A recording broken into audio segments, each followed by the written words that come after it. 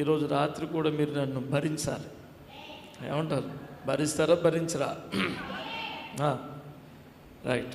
3వ అధ్యాయం నిర్గమకాండం. అందరూ పరిశుద్ధ గ్రంథాలు తెరవండి, పరిశుద్ధ గ్రంథాలు తెరవండి. 3వ అధ్యాయము 1వ వచనం నేను చదువుతాను, జాగ్రత్తగా వినండి. చూడండి అన్న, 3వ అధ్యాయం 1వ వచనం. మోషే మిద్యాను యాజకుడైన ఇత్రో అను తన మామ మందను మేపుచు ఆ మందను అరణ్యము అవతలకు తోలుకొని దేవుని పర్వతమైన హోరేబుకు వచ్చెను. సరిగ్గా అర్థమవుతుందన్నమాట. డిస్టర్బెన్స్ ఏం కావట్లేదు కదా? రైట్. ఇక్కడ చెప్పబడిన భక్తుని పేరు మోషే. ఎవరండి? మోషే కోసం మీరు ఎప్పుడైనా విన్నారా? ఎవరు మాట్లాడతలేదు, ఏం లేదా? ఏం విన్నారు? ఒక్కొక్కరు ఒక్కొక్క మాట చెప్పండి. అసలు మోషే కోసం మీరు ఏం విన్నారు? విన్నామంటున్నారు, ఏం విన్నారు? మోషే, సరే, మోషే కోసం మీరు ఏం విన్నారో ఏమో, కానీ మిమ్మల్ని చూస్తుంటే మీ పెద్దయ్య గారు వాక్యం మీద కట్టినట్టు అనిపిస్తుంది. స్తోత్రం. కనుక మీరందరూ వాక్యంలోని అనుభవం కలిగిన వారు. సరే, మీతో అనేక విషయాలు మాట్లాడనివ్వండి. పరిశుద్ధాత్మ దేవుడు మనందరితో ఈ ఉదయం ఈ రాత్రి మాట్లాడుగాక. మోషే మొత్తం మీద 120 సంవత్సరాలు జీవించాడు. ఎన్ని సంవత్సరాలమ్మా? 120 సంవత్సరాలు మోషే జీవితాన్ని 3 భాగాలుగా మనం విభాగిస్తే ఒక 120ని 3 పార్ట్లు చేయండి. ఎంత అవుతుంది? 40 40 40. 40 సంవత్సరాల మోషే ఒక రకంగా ఉన్నాడు, 40 సంవత్సరాల మోషే మరో రకంగా ఉన్నాడు, 40 సంవత్సరాల మోషే ఇంకో రకంగా ఉన్నాడు. సో ఈ మోషే జీవితాన్ని మనం 3 భాగాలుగా విభాగించినట్లయితే 40 40 40. Hello, praise the Lord. నన్ను చూడట్లేదు మీరు, బాగా వినాలి. మొదట 40 సంవత్సరాలు మోషే ఒక రకంగా ఉన్నాడు, మిడిల్ 40 సంవత్సరాలు మోషే ఒక రకంగా ఉన్నాడు, లాస్ట్ 40 సంవత్సరాలు మోషే అద్భుతంగా ఉన్నాడు. ఎలా ఉన్నాడో చూద్దాం. మొదట 40 సంవత్సరాల మోషే జీవితంలో అసలు కష్టమే లేదు. అసలు కష్టం అంటే తెలియదు. బహుశా దేవదాసయ్య గారు ఉన్నప్పుడు అభిషేక్ గారికి కష్టం అంటే ఏమిటో తెలియకపోవచ్చు. ఎందుకంటే కష్టమంతా పెద్ద అయ్య గారు మోసి ఉండొచ్చు. Praise the Lord. మోషే కూడా 40 సంవత్సరాల ఈ మొదటి 40 సంవత్సరాలు ఫరో కుమారుడిగా, రాజు కుమారుడిగా, దివ్య సుందరుడిగా, అంగరంగ వైభవంగా బ్రతికిన పరిస్థితి మోసేది. అసలు కష్టం. రాజులు, రాజరికాలు, గుర్రాలు, సైన్యాలు, అంత వైభోగమే, అంత సౌందర్యమే, అంత ఐశ్వర్యమే. ఏ బాధ లేదు, ఏ కష్టం లేదు. సరిగ్గా వినబడుతుందా? బాగా వినాలి. నేను మధ్యలో క్వశ్చన్లు అడుగుతాను, లాస్ట్లో కూడా క్వశ్చన్లు అడుగుతాను, చెప్పాలి. అలా మొదటి 40 సంవత్సరాలు అద్భుతంగా ఉంది, అసలు కష్టం బాధం లేకుండా. తర్వాత 40 సంవత్సరాలు కూడా మోషే ఒక అరణ్యంలో బ్రతికాడు, గొర్రెలు మేపుకుంటూ బ్రతికాడు. తర్వాత 40 సంవత్సరాలు మోషే జీవితం జస్ట్ 1 or 2 లైన్స్ మాత్రమే బైబిల్లో. తర్వాత మిడిల్ 40 సంవత్సరాల జీవితం మోషేది బైబిల్లో రాయబడింది 1 or 2 లైన్స్ మాత్రమే. మోషే ఇత్రో దగ్గరికి వెళ్ళాను, సిప్పోరాను కలుసుకొనిను, పెండ్లి చేసుకొనిను, పిల్లలు పుట్టాను, అంతే. ఎన్ని సంవత్సరాలు అయిపోయింది? 40 సంవత్సరాలు అయిపోయింది. కానీ ఈ 40 సంవత్సరాల జీవితం తర్వాత 40 సంవత్సరాలు కూడా దిగ్విజయంగా బ్రతకడానికి, సక్సెస్ పొందడానికి, విజయం పొందడానికి ఆస్కారమైంది. ఎందుకంటే అనుభవం లేనిదే విజయం అసాధ్యం. ఏం కావాలండి? అనుభవం. ఇప్పుడు చూడండి, మీకు పరిశుద్ధాత్మను గురించి అనుభవం ఉందా అని అడిగితే పరిశుద్ధాత్మను పొందుకున్నవారు ఉంది అని చెప్తారు. పరిశుద్ధాత్మను పొందుకోలేని వాళ్ళు లేదు అని చెప్తారు. పరిశుద్ధాత్మ ఎలా ఉంటుంది? అది అనుభవం పొందుకున్న వారికే అర్థమవుతుంది. అనుభవం పొందుకోలేని వారికి పరిశుద్ధాత్మను గురించి అనుభవం ఉండదు. స్తోత్రం, హల్లెలూయా. సేవ ఎలా ఉంటుంది? ఈ తమ్ముడిని అడుగుతా చెప్తుంది. సేవ ఎలా ఉంటుంది? పొద్దున్న నన్ను డ్రైవింగ్ చేసుకొచ్చింది నువ్వేనా? చీకట్లో చూశాను కాబట్టి సరిగ్గా గుర్తుపడతలేదు. సేవ ఎలా ఉంటుంది అని మిమ్మల్ని అడిగితే మీరు చెప్పగలరా? మీకు అనుభవం లేదు. సేవ ఎలా ఉంటుందో నన్ను అడగండి, నేను చెప్తాను. నాకు అనుభవం ఉంది. అయ్యగారిని అడగండి, అయ్యగారు చెప్తారు. అయ్యగారికి అనుభవం ఉంది. ఆ అనుభవం అందుకే అంటాడు దేవుడు, రుచి చూసి తెలుసుకోండి. 14 సంవత్సరాల వయసులో నేను యేసు ప్రభువుని నమ్ముకున్నాను. చదువుతున్న రోజుల్లో బాగా పూజలు చేసేవాడిని. మేము నాయుడు అనే కుటుంబానికి చెందినవారు. కనకదుర్గకి గుడి కట్టి అక్కడ పూజారి తర్వాత పూజారిగా ఉన్న వ్యక్తిని. నా పేరు గంగాధర్ నాయుడు. అయితే ఏ బైబిల్ని అయితే నేను బోధిస్తున్నానో అదే బైబిల్ని కాలుతో తొక్కిన వాడిని, యేసు ప్రభుని పచ్చి బూతులు తిట్టిన వాడిని. క్రైస్తవులు మా పక్కన కూర్చోవడానికన్నా, క్రైస్తవులతో మాట్లాడడానికైనా మాకు చిన్నప్పటి నుంచి అదొక రకమైన ద్వేషం. యేసు ప్రభు మాకు ఏదైనా అన్యాయం చేశాడని కాదు, అదొక రకమైన ద్వేషం. అయితే ఒక రోజున ప్రభు నాతో మాట్లాడాడు. ఏ బైబిల్ని అయితే నేను కాలుతో తొక్కానో ఆ దేవుడు నాతో మాట్లాడాడు.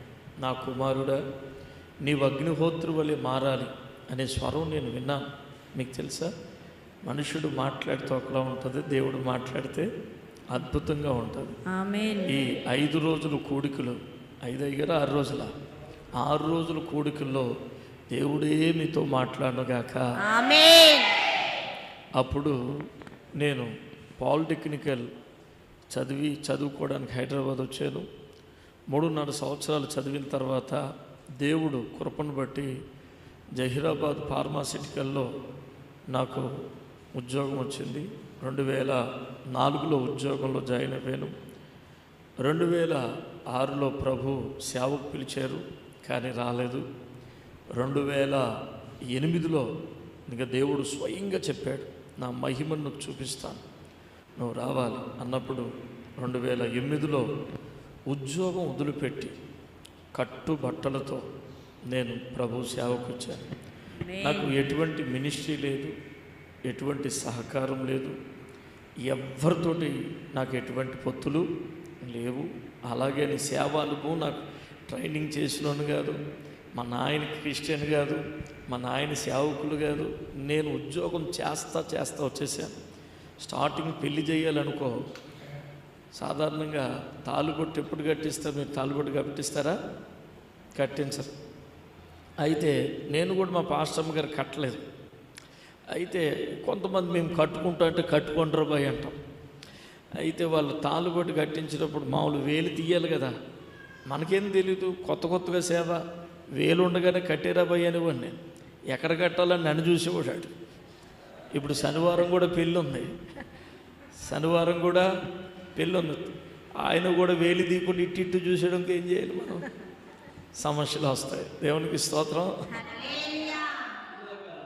అనుభవం లేని సేవ, అనుభవం లేకుండా అలా ఈరోజుకి కరెక్ట్గా నేను పరిచయంలోకి వచ్చి 20 సంవత్సరాలు పూర్తవుతుంది.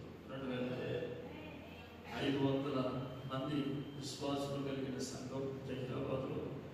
సంగారెడ్డిలో రీసెంట్గా కట్టాం. అందులో 15-20 మంది ఉంటారు. నాగులపల్లి తాండూరు దగ్గర సంఘం. ఇలాగా అనుభవం అనేది చాలా అవసరం. మీలో దేవదాస్ అయ్య గారు, పెద్దయ్య గారి చేత రక్షణ పొందిన విశ్వాసం ఉండొచ్చు. మేబీ నైట్కి ఇంకా చాలా మొక్కలు చూసే అవకాశం ఉండొచ్చా? అయ్యా, అయితే వాళ్ళు సీనియర్ కొన్నిసార్లు కొంచెం అనుభవాలు ఉంటాయి. పరిచయం ఎలా చేయాలి, సేవకులతో ఎలా మాట్లాడాలి, ఎలా కూర్చోవాలి, ఎలా వినాలి, ఎలాగ ఆరాధన చేయాలి అనేది కొన్ని అనుభవాలు ఉంటాయి.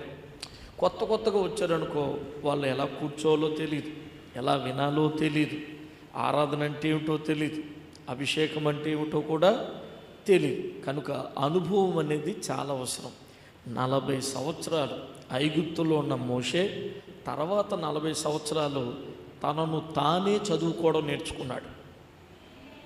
ఏం నేర్చుకున్నాడండి? తనను తానే చదువుకున్నాడు. చాలామంది అందరినీ చదువుతారు. నీ ప్రైజ్ లాడు బాగాలేదు, నువ్వు బాగాలేదు, నీ మాట బాగాలేదు అని అందరిలో లోపాలు చూపిస్తారు. ఇలా చూపించినప్పుడు 4 వేళ్ళు మనల్ని చూపిస్తాయి. అందరిలో లోపాలు చూపిస్తారు. మనిషి యొక్క గుణం దేవునికి ఉన్న డిఫరెంట్ చెప్తున్నాను వినండి. మనిషిలో ఒక తప్పు ఉండి 99 ఒక మంచి ఉండి 99 తప్పులు ఉన్నాయనుకోండి, మీకు అర్థమైందా? ఈయన మనిషి, ఈయనలో ఏమున్నాయి? 99 తప్పులు ఉన్నాయి. ఈయనలో ఏమున్నాయి? ఒక మంచి ఉంది. ఈయన ఎవరు? ఏసీ రిమోటర్ అనకండి, కొంతసేపు మనిషి. ఏమున్నాయి? తప్పులు ఎక్కువ ఉన్నాయి కదా, అందుకు ఇది పెట్టాను. ఒక మంచి. ఇప్పుడు నేను మనిషిని, ఇంకో మనిషిని వచ్చాను. ఈ మనిషిని చూసినప్పుడు నేను మంచిని చూడను. ఏం చూస్తానండి? నేను దేవుణ్ణి అనుకో, నేను దేవుణ్ణి వచ్చాను. ఈయన మనిషి. తప్పులు ఎన్ని ఉన్నాయి? మంచి ఎంత ఉంది? ఎక్కువని చూడాలా, తక్కువని చూడాలా? నేను దేవుణ్ణి, యేసుక్రీస్తుని. నేను ఏం చేస్తాను తెలుసా? ఆ మనిషిలో 99 మంది తప్పులు చూడండి కానీ ఒక మంచి చూసి ప్రేమిస్తాను. క్రైస్తవులు ఇప్పుడు ఇలా చూద్దాం. ఒక మనిషిలో 99 మంచి ఉంది. ఎంత ఉంది? ఒక చెడ్డ ఉంది. ఇంకో మనిషిని, ఈ మనిషిని చూసినప్పుడు 99 మంచి కనబడదు కానీ నాకు ఏం కనబడుతుంది? చెడ్డ కనబడి మనిషిని ద్వేషిస్తున్నాను నేను. మనిషి గుణం, దేవుడు గుణం ఇంత డిఫరెంట్ ఉంటుంది. మనిషే, దేవుడు దేవుడే. దేవునికి స్తోత్రం కలుగునుగాక. సో ఎప్పుడు కూడా మనమే చదువుకోవాలి. మనం ఏ విషయాలు మైనస్ ఉన్నాయి, మనం ఏ విషయంలో ఎదగాలి, ఏ విషయంలో సరిచేసుకోవాలి, ఏ విషయంలో మనం దేవునికి ఇంకా దగ్గర అవ్వాలి అని మనల్ని మనమే చదువుకోవాలి, మనల్ని మనమే సరిచేసుకోవాలి. 40 years 40 సంవత్సరాలు మోషే ప్రతి అడుగు పరిశీలించాడు, ప్రతి క్షణము పరిశీలించాడు. ఆలోచన శక్తి పెరిగింది. మిగతా ఫస్ట్ 40 years అలా లేదు. వెళ్ళాడు, ఒక ఐగుప్తీయుడు ఒక ఇశ్రాయేలీయుడు కొట్లాడుకుంటే ఐగుప్తిని టప్పని చంపేశాడు. ఎందుకని? అప్పుడంత ఓర్పు, అప్పుడంత సహనము, అప్పుడంత దూరదృష్టి. పౌలు గారు ఏమంటారండి? వారు దూరదృష్టి లేనివారుగా ఉంటారంట. దూరదృష్టి లేక ఉద్రేకపడ్డాడు, చంపేశాడు. తర్వాత ఇద్దరు ఇశ్రాయేలీయులు కొట్లాడుకుంటే, అయ్యా మీరెందుకు కొట్లాడుకుంటున్నారంటే వాళ్ళు రివర్స్ తిరగా భయపడి పారిపోయాడు. హల్లెలూయా. అర్థమవుతుందా తల్లి? అర్థమవుతుందమ్మా? సో నెక్స్ట్ 40 years అతని జీవితంలో కాముగా చదువుకుంటున్నాడు, కాముగా నేర్చుకుంటున్నాడు, కాముగా ఎదుగుతున్నాడు, కాముగా తెలుసుకుంటున్నాడు, అన్నీ తెలుసుకుంటున్నాడు, టెక్నిక్లు తెలుసుకుంటున్నాడు. మన జీవితంలో మనం సక్సెస్ పొందాలంటే జాగ్రత్తగా దేవుళ్ళో అడుగు వేయడం మనం నేర్చుకోవాలి. దేవుడు అంటే ఏమిటి? అసలు దేవుడు మన పట్ల ప్రణాళిక ఏమిటి? ఏమంటున్నాడు అసలు మనతోటి? అసలు దేవుడు ఏం చెబుతున్నాడు? ఇవన్నీ మనం జాగ్రత్తగా ఆలోచించాలి. దేవునికి స్తోత్రం. ఎన్ని 40 అయిపోయినాయి? 2 40 అయిపోయినాయి. 80+ వచ్చాడు. అంటే 80 సంవత్సరాల వయసు. ఇంకా 80 రన్నింగ్. 80 సంవత్సరాల తర్వాత మిగతా 40 సంవత్సరాల జీవితంలో ఏం జరిగిందో చెప్తున్నాను చూడండి.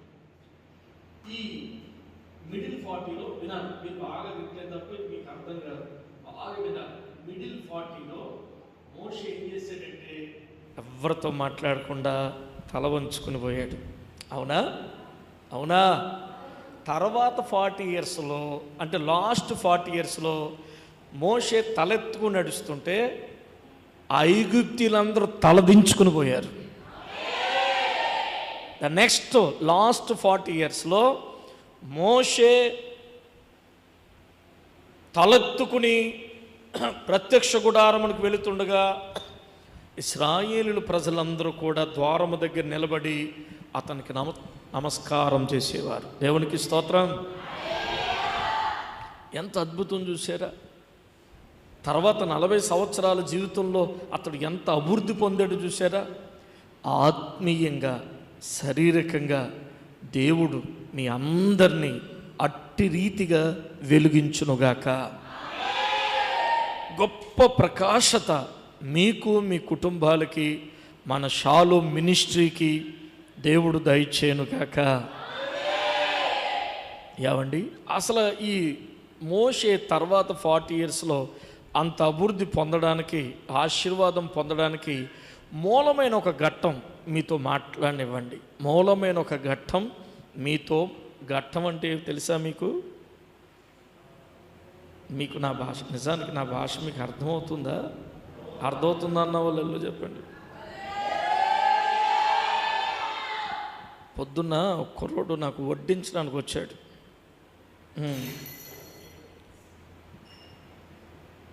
వడ్డించడానికి వచ్చినప్పుడు పోయి కొంచెం తొందరగా ఏదో తీసుకురా, ఏడబోతివిరా అన్నా. నేను ఏంటంటివి అన్నా అన్నాడు. ఏడబోతివిరా అన్నాను. మళ్ళా చెప్పాను, ఏడబోతివిరా అన్నాను.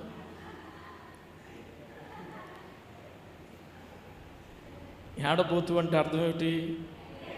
ఎక్కడ పోయినావు అని అర్థం. అప్పుడు నాకు అర్థమైంది ఏంటంటే మీతో జాగ్రత్తగా మాట్లాడాలి నేను.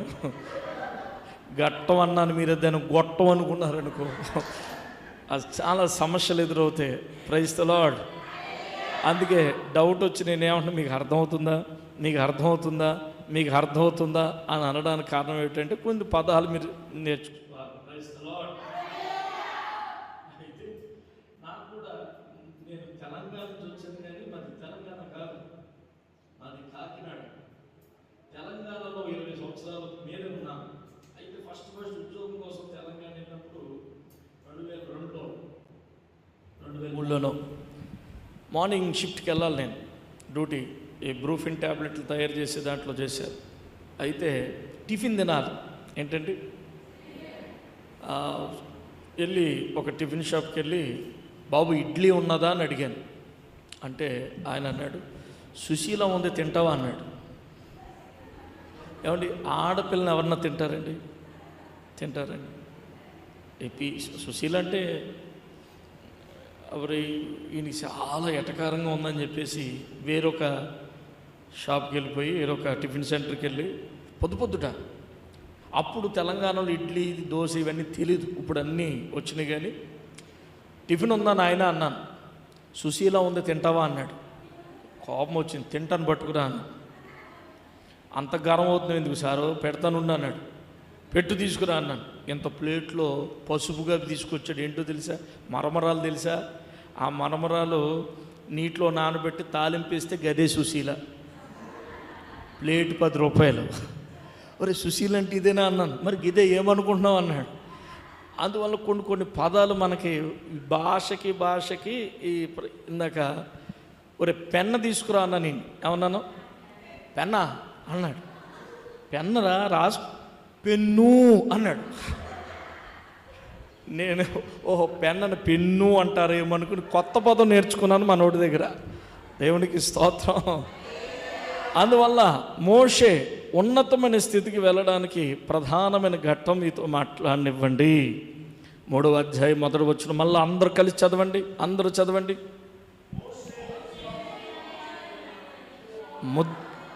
ఇత్రో అను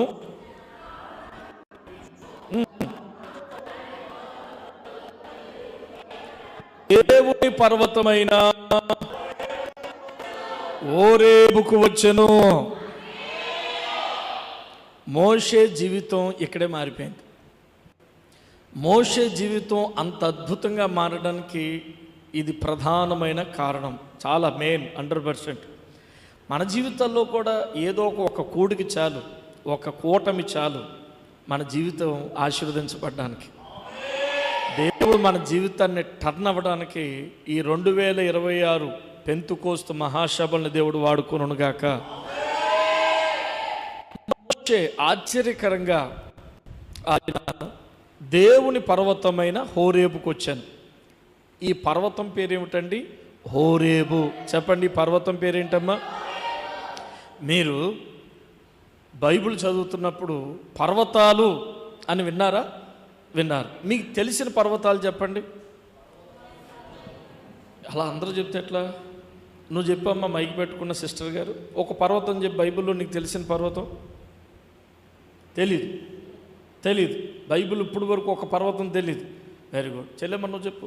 మిడిల్ సీనాయి కొండ. ఓకే. కొంతమంది ఏమంటారంటే సీనాయి పర్వతమైన హోరేబు పర్వతమైన ఒకటే అంటారు. మరికొంతమంది పక్క పక్కన జాయింట్గా ఉంటాయని చెప్తారు. Right, praise the lord.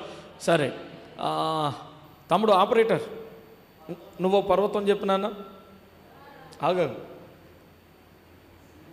చెప్పారు కదా పర్వతాల పేర్లు, మీకు తెలిసిన పర్వతాలు. ఏమండి, అబ్రహాం ఇస్సాకుని ఎక్కడ బలిచ్చాడు? మోరియా పర్వతం. సో ఏలియా ప్రార్థన చేయుచుండగా అగ్ని దిగి వచ్చింది. ఏ పర్వతం? కర్మేల్ పర్వతం. Praise the Lord. ఇలాగా బైబిల్లో ఒక్కొక్క పర్వతానికి ఒక్కొక్క విశిష్టత ఉంది. అయితే ఈ సీనాయి పర్వతం లేదా హోరేబు పర్వతానికి చాలా చాలా ప్రాధాన్యత ఉంది.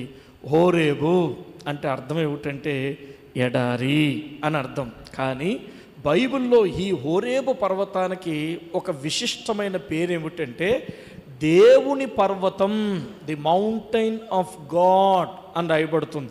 ఎక్కడైనా సరే బైబిల్లో ఎన్ని పర్వతాలున్నా ఒక్కొక్క పర్వతానికి ఒక్కొక్క విశిష్టత ఉన్నా దేవుని పర్వతం అని అనబడిన పర్వతం ఏదంటే అది హోరేబు పర్వతమే.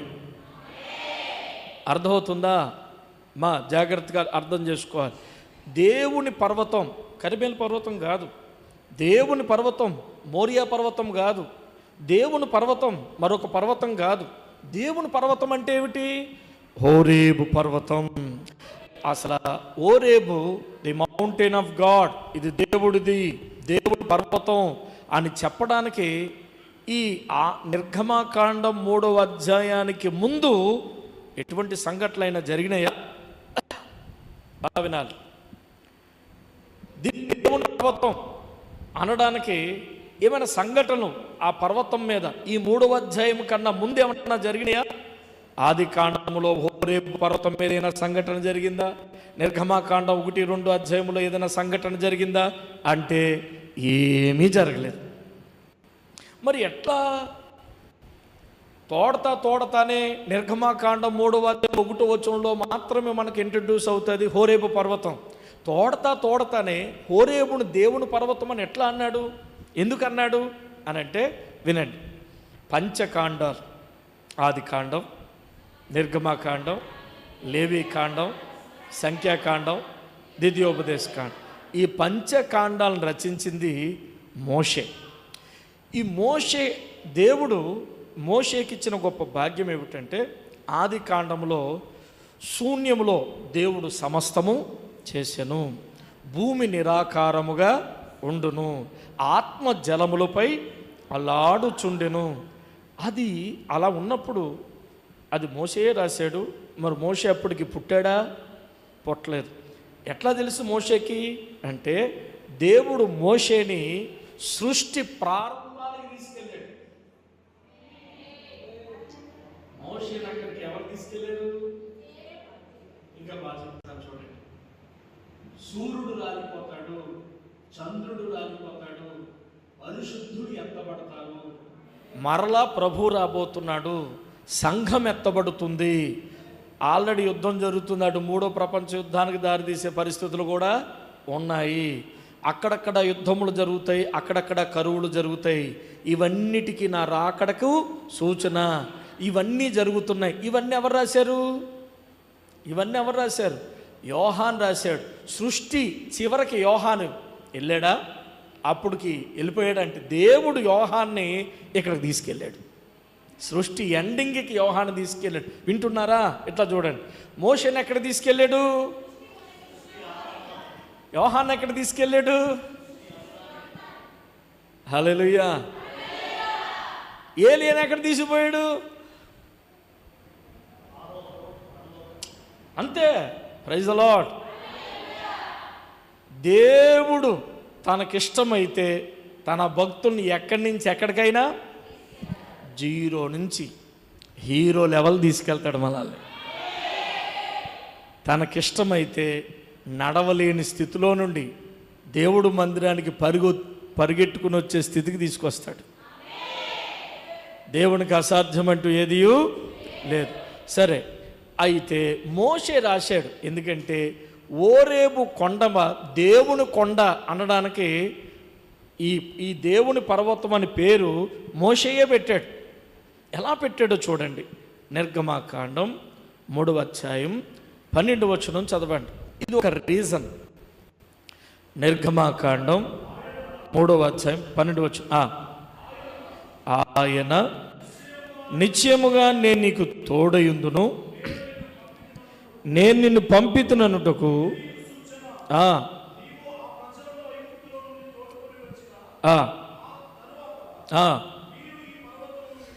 మీరు ఈ పర్వతం మీద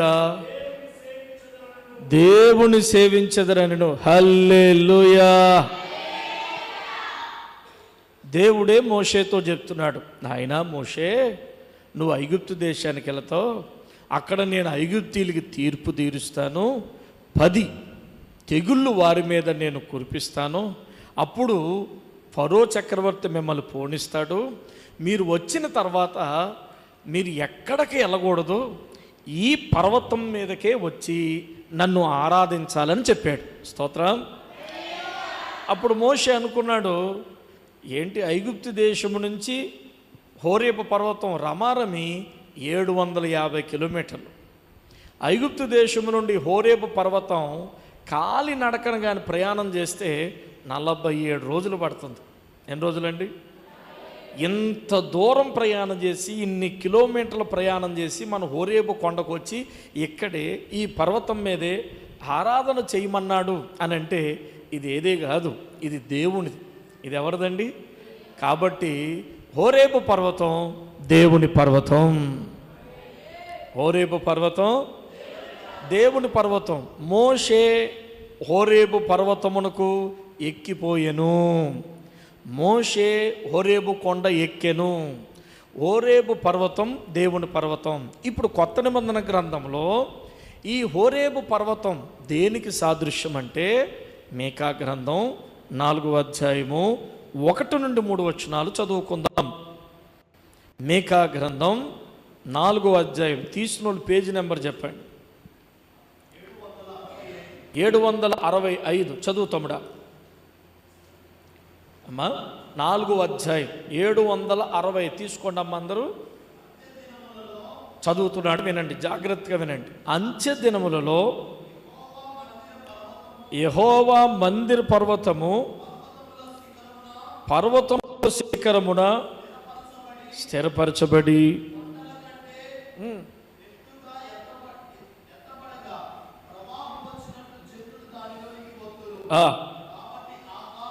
కాబట్టి ఆ కాలమున అన్యజనులు అనేకులు వచ్చి సియోనుల నుండి ధర్మశాస్త్రమును, యెరూషలేము నుండి యెహోవా వాక్కును బయలువెళ్ళెను. యాకోబు దేవుని మందిరమునకు, యెహోవా పర్వతమునకు మనం వెళ్ళుదము రండి. ఆయన తన మార్గముల విషయమై బోధించుచు మనము ఆయన త్రోవలలో నడుచుకుందుమని దేవునికి స్తోత్రం. ఇప్పుడు చెప్పండి, నిర్గమాకాండం 3వ అధ్యాయంలో చెప్పబడిన దేవుని పర్వతమైన హోరేబు మీకా ప్రవచిస్తున్నాడు. రానున్న కాలంలో ఈ పర్వతం ఏమిటనంటే దేవుని మందిరము, యెహోవా మందిరము. ఎన్నో పర్వతాలున్నా కేవలం హోరేబు పర్వతాన్ని ఇది నా పర్వతం అని అన్నాడు. అలాగే మీరు గమనించండి, ఈ స్థలం ఏంటిది? దేవుని మందిరం. ఈ మందిరంలో, ఈ స్థలంలో కట్టాలనేటువంటి నిర్ణయం ఎవరిది? అది ఈ రెంటాలలో ఎన్నో స్థలాలు ఉన్నాయి, ఎన్నో ప్రదేశాలు ఉన్నాయి. కానీ ఇక్కడే మందిరం కట్టాలి అనేటువంటి ఆలోచన మన అయ్యగారికి దేవుడిచ్చి ఉండొచ్చు. బహుశా నాకు తెలియదు, కానీ ఆ సాక్ష్యాలు తొందరగా వస్తే మాట్లాడుకుందాం అనుకున్నాం పరిచర్య కోసం. అసలు ఏమిటి దర్శనం, ఏమిటి వివరాలు ఏమిటి అనేది. అయితే ఒక మందిరము మానవ శక్తితో మనము కట్టలేం. ఏదైనా సరే, శరీర సంబంధమైన మందిరమైనా ఆత్మ సంబంధ మందిరమైనా దేవుడే కట్టాలి. అందుకే దేవుడు ఏమన్నాడంటే, నా సంఘాన్ని నేను కట్టెదను అన్నాడు. దేవుడి మీద మనం ఆధారపడితే ఖచ్చితంగా దేవుడే కడతాడు. Praise the Lord. సో యెహోవా మందిరం, హోరేబు పర్వతం అంటే కొత్త నిబంధన గ్రంథంలో దేనికి సాదృశ్యం అంటే యెహోవా మందిరం, యెహోవా ఆలయానికి సాదృశ్యమై ఉన్నది. Praise the Lord. మోషే హోరేబు కొండ ఎక్కిపోయినప్పుడు అతనికి కొన్ని అనుభవాలు ఉన్నాయి. ఆ అనుభవాలు దేవుడు మందిరంలోకి వచ్చిన ప్రతి బిడ్డ పొందునుగాక. ప్రతి బిడ్డ కూడా హోరేబు కొండ మీద మోషే పొందుకున్న అనుభవాలు పొందుకొందురుగాక. ఇది దేవుడు మందిరమే కానీ వేరొకటి కాదు. యెహోవా మందిరములో ఖచ్చితంగా నీకు అనుభవాలు ఉంటాయి. కోరహు కుమారులు ఏమంటారంటే, నీ మందిరములో ఒక్క దినము గడుపుట 1000 దినముల కన్నా. నాయనా, కోడికలు ఎప్పటి నుంచి? 4వ తారీఖు, 3వ తారీఖు నుంచి కదా, 3వ తారీఖు నుంచి అయ్యా. అయితే మరి వాళ్ళ మిస్సెస్కి చెప్తారు, బ్రదర్ ఏమంటాడంటే, నేను రాత్రికి వస్తానని చెప్పు. ఎప్పటికి? ఇప్పుడు నేను పొలానికి వెళ్తానని చెప్పు, నైట్కి వస్తా. కొంతమంది నేను డోక్రాకి పోతున్నానని, లేకపోతే ఏదో చేను పనులకి వెళ్తున్నానని, పనికి వెళ్తున్నానని. బిడ్డలారా, యెహోవా మీకు దొరుకు కాలమందు ఆయనను సేవకుడు పడే ప్రయాసంని సంఘం అర్థం చేసుకోవాలి. ఏమిటండి, నా సంఘం బలపడాలి. ఇందాక అయ్యగారు ఒక మాట అన్నాడు, ఈ ఉజ్జీవ సభల్లో ప్రతి ఒక్కరు ప్రత్యక్షతను పొందుకుని పోవాలి అన్నాడు. ఏంటా భారం? మీ అందరి కోసం ఆయనకున్న భారం చూడండి.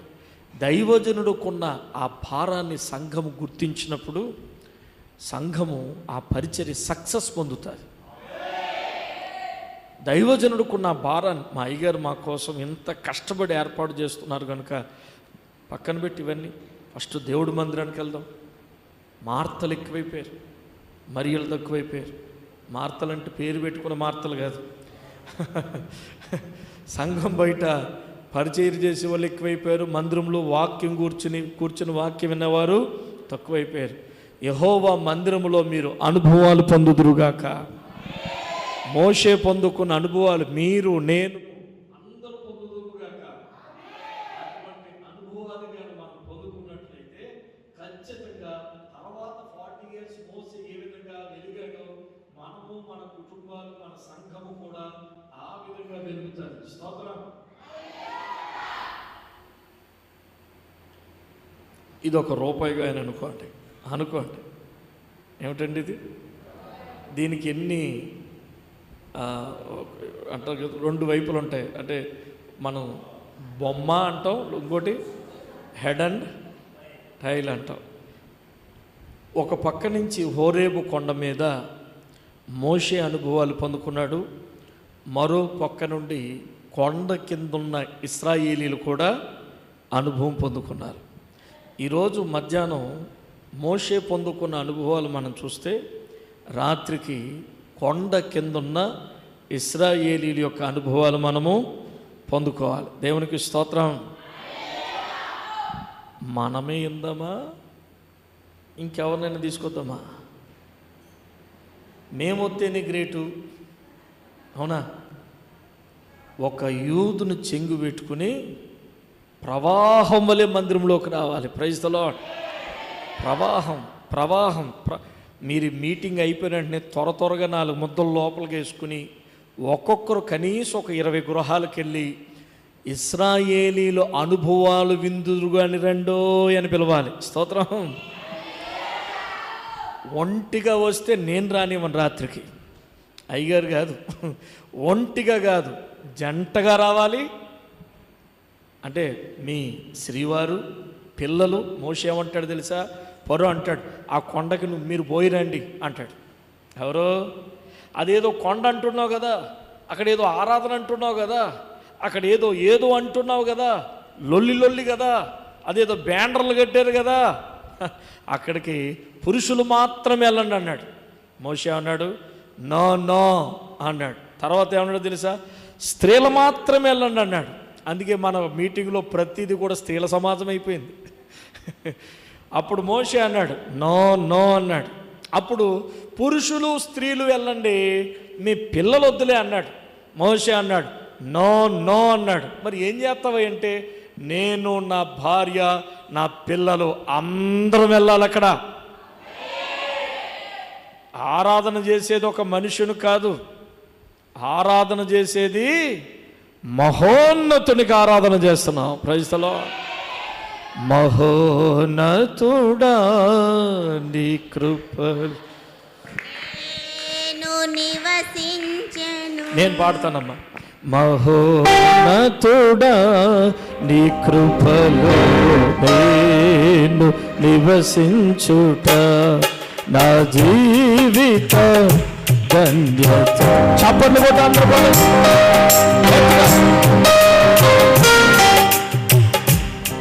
మహోన్నతుడా నీ కృపలో నేను నివసించుట నా జీవిత ధన్యతయున్నది. మహోన్నతుడా నీ కృపలో నేను నివసించు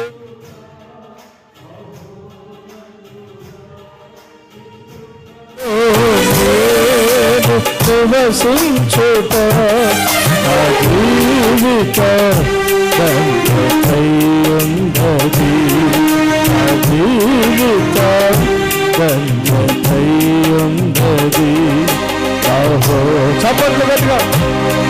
నీ కృపలో నేను నివసించుట మహోన్నతుడా నీ కృపలో నేను నివసించుట. చప్పట్లు కొట్టి దేవుడికి స్తోత్రం చేద్దాం.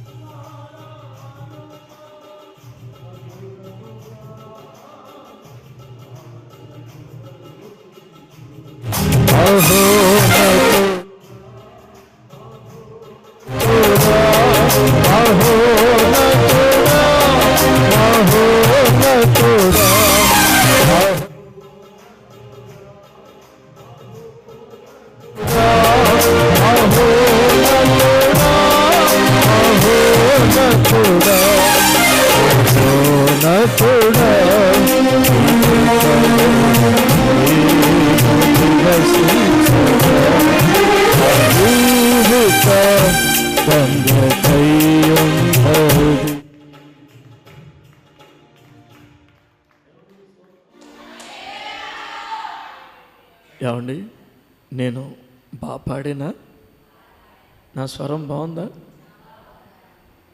ఏంటో నేను కొత్తగా రక్షణ పొంది భజన పాటలు బాగా పాడేవాళ్ళు. నేను దేవుణ్ణి నమ్ముకోకముందు టెంపుల్లో మా భజన పాటలు ఎలా ఉంటుంది, అలాంటి ఫస్టే మరి చర్చిలోకి వెళ్ళిన తర్వాత పాస్టర్ గారు ఈ అబ్బాయి భజన చేస్తాడు, పాటలు పాడతాడని ఫస్ట్ నా లైఫ్లో నేను పాడిన పాట ఏమిటంటే, అప్పుడు క్రిస్మస్ కోయిల రిలీజ్ అయింది, కోయిలమ్మ కోయిలమ్మ పాట. ఆ పాట మైక్ ఇవ్వగానే కోయిలమ్మ కోయిలమ్మ అన్నాను. అని పాడేటప్పటికీ పాస్టర్ గారికి అయోమయమైపోయింది, విశ్వాసులుగా అయోమైపోయింది. ఒక ఆమె లక్ష్మి గారిని ఒక ఆమె ఉంటుంది, ఆమె తట్టుకోలేక వచ్చేసి కొడుక ఎంత బాగా పాడి అచ్చు కాకిలో పాడేవంత, అచ్చు కాకిలో పాడేటప్పటికి ఏమంటే ఎంత అందుకే అడుగుతున్నాను, మీరు కాకి అంటారేమోనని నామోషికైపోయింది. ఇక లైఫ్లో పాడకూడదు అనుకుని ఇంటి దగ్గర పాడుకునేవాడిని, తెల్లవారుజామ యేసయ్య పాదాల దగ్గర పాడుకునేవాడిని. కొన్నాళ్ళకి మళ్ళా ఎందుకో మా పాస్టర్ గారు మైక్ ఇస్తే అప్పుడు పాడనేది, ఆత్మస్వరూపుడా నా యేసయ్యా. పాడుతున్నప్పుడు ఎవరైతే కాకి అన్నారో ఆమె చప్పట్లు కొట్టి ఆత్మతో వచ్చిందండి. అప్పటి నుంచి ఆగలేదు. ఇక యేసయ్యకు అప్పుడు భజన పాటలు రాసేవాడిని. యేసయ్య కొరకు సుమారు 60 పాటలు రాశాను. అందులో నా కన్నీరు కాదన అనే పాట, నా జీవితానికి ఓ భాగ్యమా, ఇలా కొన్ని పాటలు. దేవునికి స్తోత్రం. సరే, దేవుని యొక్క కృపలో మనం అందరూ కూడా మోషే పొందుకున్న అనుభవాలు పొందుకుందాముగాక. మీరు అనుభవాలు పొందుకునేంత వరకు అసలే మీటింగ్ అయిపోయేది లేదు, మీకు అన్నం కూడా లేదు. ఇందాక పాస్టర్ గారు ఏమన్నారు, ఆరాధన చేసేవాళ్ళు చేయలేదు, అనుభవాలు పొందుకోలేని వారికి ప్రైజ్ ది లార్డ్, హల్లెలూయా. మోషే పొందుకున్న అనుభవం ఏమిటో మనం ఒక్కొక్కటి చూద్దాం. 2వ వచనం చదవండి. నిర్గమాకాండం 3వ అధ్యాయం 2వ వచనం. ఒక పొద నడిమిని అగ్నిజ్వాలలో యెహోవా దూత అతనికి ప్రత్యక్షమైను. అతడు చూచినప్పుడు అగ్ని వలన ఆ పొద మండుచుండెను గాని పొద కాలిపోలేదు. అప్పుడు మోషే, ఆ పొద ఎలా కాలిపోలేదో నేను ఆ తట్టు వెళ్ళి ఈ గొప్ప వింత చూచెదననుకొనను. దాని చూచుటకు అతడు ఆ తట్టు వచ్చుట యెహోవా చూచెను. దేవుడు ఆ పొద నుండి మోషే మోషే అని అతను పిలిచాను. దేవునికి స్తోత్రం. స్తోత్రం సైజు తగ్గిందే, దేవునికి స్తోత్రం. కొండెక్కాడు. ఎవరు? మోషే కొండెక్కాడు. ఆ కొండ పేరేమిటి? ఓరేబు కొండ. చెప్పాలి, ఆ కొండ పేరేమిటి? సో ఆ కొండకి మరొక అర్థం, మరొక పేరు, మోషే పెట్టిన పేరు లేదా ఇశ్రాయేలీయులు పెట్టిన పేరు. ఎందుకు పెట్టిన పేరు కూడా చెప్పాను. ఆ కొండకి పెట్టిన పేరు ఏమిటంటే దేవుని పర్వతం. చెప్పండి. ఆ కొండెక్కిన తర్వాత మోషే ఇంకా అలా వెళ్తున్నాడు. అలా వెళుతుండగానే ఒక స్వరం, వింటున్నారా? ఒక స్వరం మోసే చెవులకు వినబడుతుంది. ఒక స్వరం మోసే చెవులకు వినబడుతుంది. ఏమిటా స్వరం అని అంటే, మోషే మోషే. ఎవరిది స్వరం? మా మామదా? కాదే. భార్యదా? కాదే. అసలు ఇంతకుముందు ఎవరిదైనా నేను విన్న వాళ్ళదా? కాదే. ఇది పోని మానవులు ఎవరిదైనానా? ఈ స్వరం మానవులది ఎవరిదైనా? మనుషులెవరు? విస్తార జల ప్రవాహము కంటే గంభీరము కలిగిన ఇలాంటి స్వరము కలిగి ఉండరే. ఎవరిది స్వరం? వెంటనే అతను గమనించాడు, ఓహో, దేవుడు గాని మాట్లాడుతున్నాడేమో.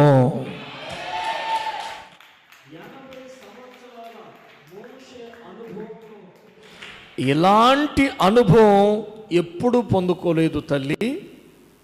ఏమిటో అనుభవం ఏమిటంటే, దేవుడు నరుడితో మాట్లాడడం.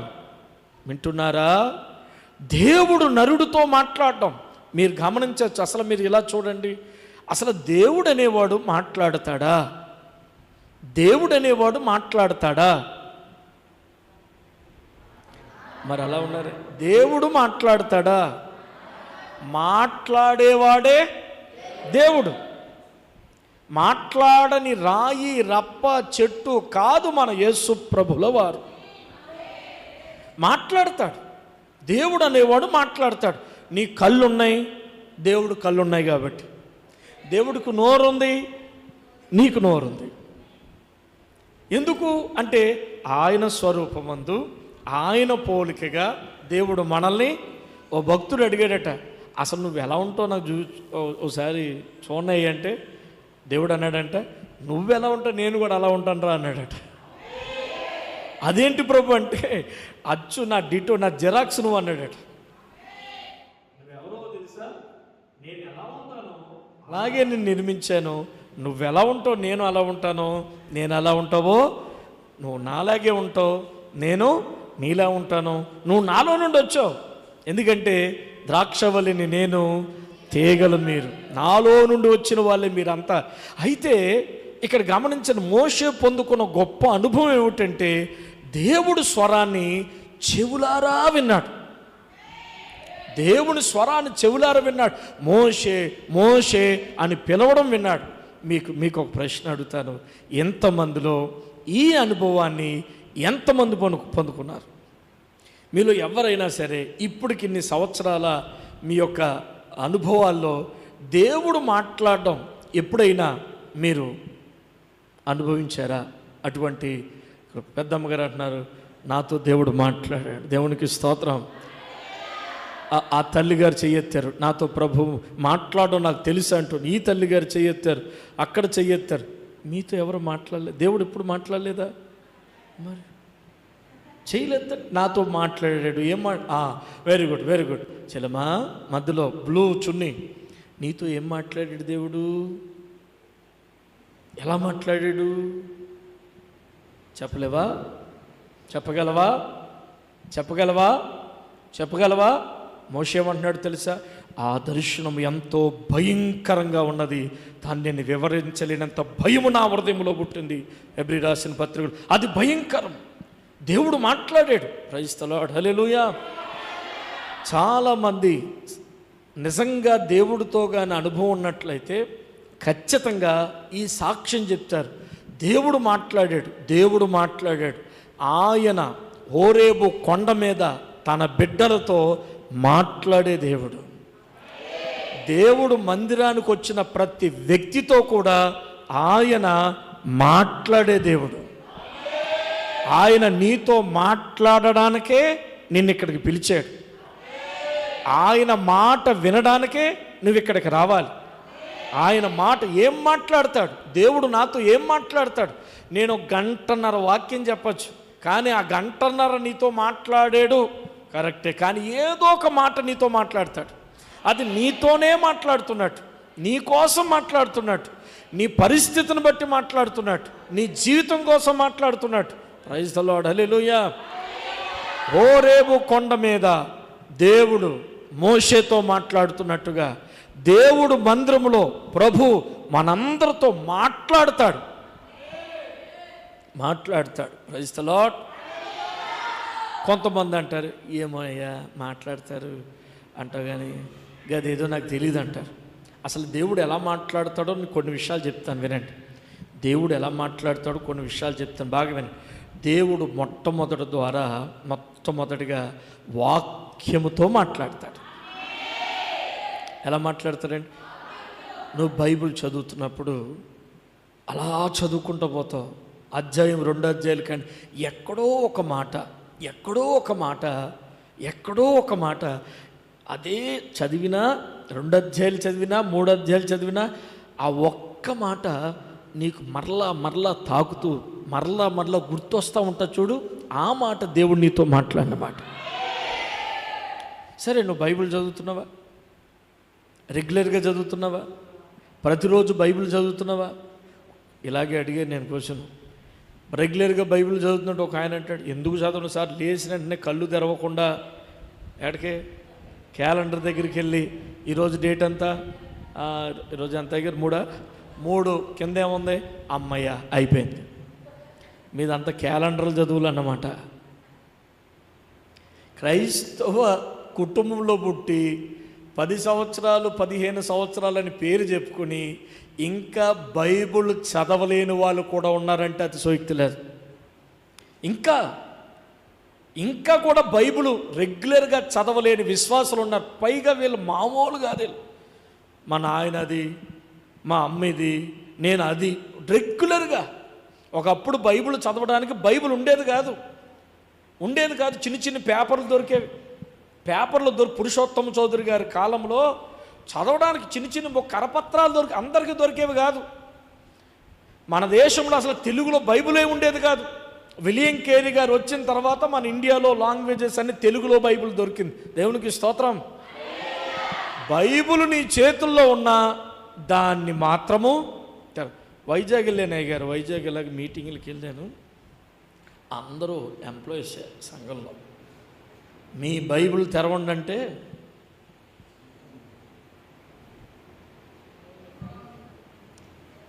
నేనేమన్నాను? బైబిల్ వీళ్ళేం చేస్తా, మీ బైబిల్ ఇలా పైకి ఎత్తండి అన్నాను. నాయన నాకు కూడా సెల్ ఉంది. నాకు సెల్ అందరూ ఇప్పుడు సెల్లోని ఎవరు సెల్ లేనివాడు అంటే సిల్లీ ఫెయిల్ అని అర్థం. ప్రతి ఒక్కరికి సెల్ ఉంటుంది. అయితే సెల్ ఫోనే బైబిలు. ఇందులో కూడా బైబిల్ ఉంటుంది. ఎక్కడైనా జర్నీలోకి వెళ్ళినప్పుడు, బస్సుల్లో ఇలాగే చదువుకోవాలని ఆసక్తి ఉన్నప్పుడు ఈ సెల్ ఫోన్ వాడతాం. కానీ జీవగ్రంథాన్ని మోసే చేతులు ధన్యకరమైనవి, చదివే కన్నులు ధన్యకరమైనవి. చదవరండి వీళ్ళు, బైబిల్ చదవరండి. నాకే తెలుసు నేను పండిపోయి బైబిల్ చదవరండి వీళ్ళు. ప్రతిరోజు మేము బైబిల్ కనీసం 10 అధ్యాయాలు చదవకుండా బయటికి రాం. దేవునికి స్తోత్రం. మీరు పాస్టర్లో అన్నం ఎవరికైనా అన్నమే. ఎవరైనా సరే బైబిల్ చదువు. కొంతమంది ఎలా చదువుతారు తెలుసా? నిత్యముగా ఆశీర్వదించబడతాను చాలంతే. స్తోత్రం. హల్లెలూయా. ద సెకండ్ డే నువ్వు అనుకున్నది జరుగుతుంది. ఓ మైటీ లార్డ్. థర్డ్ డే నిత్యముగా నువ్వు చచ్చేదవు. అది నీకోసం రాయబడింది కదా, ఆహాబు కోసం రాయబడ్డది. హల్లెలూయా. నువ్వు లాటరీ వేసినట్టుగా వాక్యాలు లాటరీ వేస్తున్నావు. అది బైబిల్ చదివే విధానము. బైబిల్ ఒక పద్ధతిగా ఆదికాండం నుంచి ప్రకటన గ్రంథం వరకు పూర్తి చేసేయాలి. అంతకు మించి బైబిల్ని ధ్యానం చేయాలి. దివారాత్రములు ఆయన వాక్యమును ధ్యానించువాడు అతడు నీటి కాలువల ఓరన నాటబడిన వాడై ఆకువాడు. వాక్యము చదువుతుండగా ప్రభు నీతో మాట్లాడతాడు. దేవుడు ఇంకెలా మాట్లాడతాడు? దైవజనుడు ఉపదేశిస్తాడు. ఆత్మావేశుడై దైవజనుడు బోధిస్తాడు. ప్రసంగం చేసినప్పుడు అది నీతోనే మాట్లాడుతున్నట్టు ఉంటుంది, నీ కోసమే మాట్లాడుతున్నట్టు ఉంటుంది. నీ గురించే, నీ కుటుంబం గురించే, నీ అప్పుల గురించే, నీ రోగం గురించే, సేవ గురించే, ఫలితం గురించే, పిలుపు గురించే, నీ లోపాల గురించి, పాపాల గురించి దైవజనుడు ద్వారా నీతో మాట్లాడుతున్నట్టు అనిపిస్తుంది. అప్పుడు ఏం చేయాలి తెలుసా? కొంతమంది దేవుడు నువ్వు బాధల్లో ఉన్నావు, దేవుడు నేను పైకెత్తుతాడంటే ఆమేన్ ఆమేన్ అంటారు. నువ్వు పాపంలో ఉన్నావు, మార్చుకుంటే నాకు అది మాట. ఎవరికి? ఒక ఆమె పాస్టర్ గారు వాక్యం చెప్తున్నాడంట, మార్చుకో, జీవితాన్ని మార్చుకో అంటే ఆమె మాట మాటికి ఇలా వంగుతుందంట. ఇలా వంగుతున్నప్పుడు పాస్టర్ గారు వాక్యం అంతా అయిపోయిన తర్వాత, అమ్మా నేను బలంగా వాక్యం చెప్తే నువ్వెందుకమ్మా శిరస్సు ఇలాగంటున్నాడు. అయ్యారు నువ్వు చెప్పే వాక్యం అంతా నేను వెనకాల కూర్చుని ఆమెకే, నేను అడ్డుగా ఉంటే ఆమెకి తగలదని నేను ఇలా వంగుంటున్నాను పాస్టర్ గారు అందంటండి. దేవునికి స్తోత్రం. కొంతమంది అంటారు వాక్యం నాకు కాదు, ఇగో ఈయనకే, వాక్యం నాకు కాదు, ఇగో ఆయనకే, వాక్యం నాకు కాదు ఆయనకే. బంగారుపు నాణెములు 10 వేస్తాను, ఎవరికి? నాకే. బంగారం కంటే గొప్పది దేవుని వాక్యం. ఎవరికి? ఎవరికి? పక్క ఆయనకా?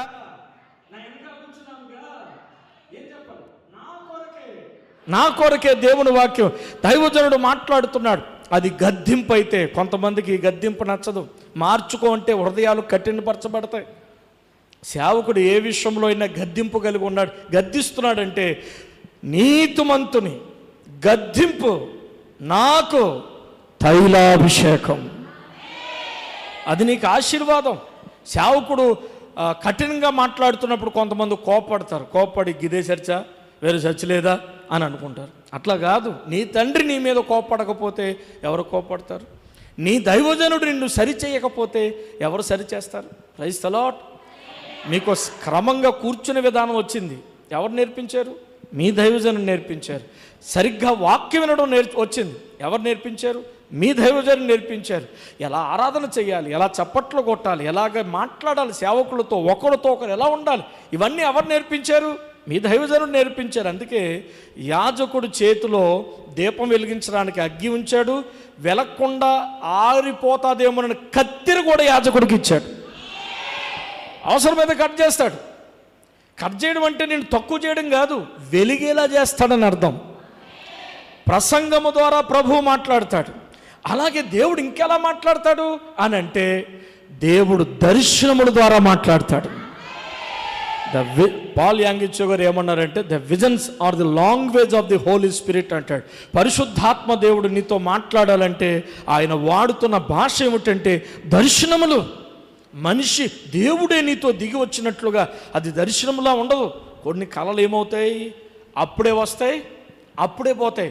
కొన్ని కళలు ఏమవుతాయి, వచ్చినాయి అంటే భయం కలుగు చేస్తాయి. అంటే ఎలాంటి భయం అంటే, దెయ్యం వచ్చి నీ పీకి పట్టుకున్నట్టు, నువ్వెక్కడో అగ్నిలో పాడిపోయినట్టు, ఏదో నిన్ను పీడిస్తున్నట్టు. కొంతమందికి ఎలాంటి కళ్ళు వస్తాయి. మరి కొంతమందికి ఎక్కువ దేని మీద ఆశపడతారు, అదే కళ్ళు వస్తాయి. ఉదాహరణకి నీ క్రికెట్ పిచ్చి అనుకో. ఏ పిచ్చి? క్రికెట్ పిచ్చి. నేను చదువుతున్నప్పుడు మా ఓడు ఒక ఉండేవాడు, ఆడికి క్రికెట్ పిచ్చి. మా పెద్దమ్మ గారు అబ్బాయి ఇద్దరు కలిసి పడుకునే వాళ్ళం. ఎవరండి, ఎవరైనా పగలాడతారండి? ఈ నిజట్లో ఆడేవాడు. ఆడు బాలుని తగిలింది అనుకునేవాడు, కానీ నా మూతికి తగిలేది. నిజట్లో ఆడేసేవాడు ఇది క్రికెట్. ఇది ఒక రకమైన దర్శనాలు. కానీ ఆ రాత్రి పడుకున్నాడు యాకోబు. చాలా అలసిపోయాడు. మీరు గమనించారా? ఓరేబు కొండ ఎక్కనంత వరకు దేవుడు ఎవరో మోషేకు తెలియదు. బేతేలులో దర్శనం రాకముందు దేవుడెవరో యాకోబు కూడా తెలియదు. అందరూ చెప్పేవారు, మీ తాత అబ్రహాము అనుసరించిన దేవుడు, మీ తండ్రి ఇస్సాకు భయపడిన దేవుడు అని చెప్పేవారు. కానీ దేవుడితో ఉన్న ఆ అనుభవం, ద రిలేషన్ విత్ గాడ్, ఆ అనుభవం అనేది యాకోబుకి తెలియదు. 80 సంవత్సరాల వయసు వచ్చిన మోషేకు కూడా దేవుడితో అనుభవం తెలియదు. చాలామంది ఇక్కడ అసలు దేవుని స్వరం ఎలా ఉంటుంది, దేవుడు ఎలా మాట్లాడతాడు, దేవుడు స్వరం యొక్క ఆ ప్రాధాన్యత ఏమిటి, దేవుడు ఎవరు అనే విషయాలు చాలామందికి తెలియదు. అనుభవం లేవు. చిన్నప్పటి నుంచి చర్చకు వస్తారు, పాటలు పాడతారు, కానీ దేవుడితో అనుభవం లేదు. చాలామందికి లేదు. దేవుడు ఎలా ఉంటాడో చెప్పలేరు, దేవుడు ఎలా మాట్లాడతారో చెప్పలేరు. ఆయనకు వేరుగా ఉండి నువ్వు నేను ఏమీ చేయలేము. ఖచ్చితంగా నువ్వు దేవుని బిడ్డవై ఉండి నీ తండ్రి ఎలా ఉన్నాడు, నీ తండ్రి స్వరం ఏమిటి, నీ తండ్రి మనసేమిటి, నీ తండ్రి ప్రణాళిక ఏమిటి, నీ తండ్రి యొక్క ఉద్దేశం ఏమిటో నువ్వు చెప్పగలగాలి. ఎలా మాట్లాడతాడో తెలుసా? దేవుడు దర్శనము ద్వారా మాట్లాడతాడు. బేతేల్లో పండుకున్నాడు ఎవరైనా? యాకోబు. హల్లెలూయా.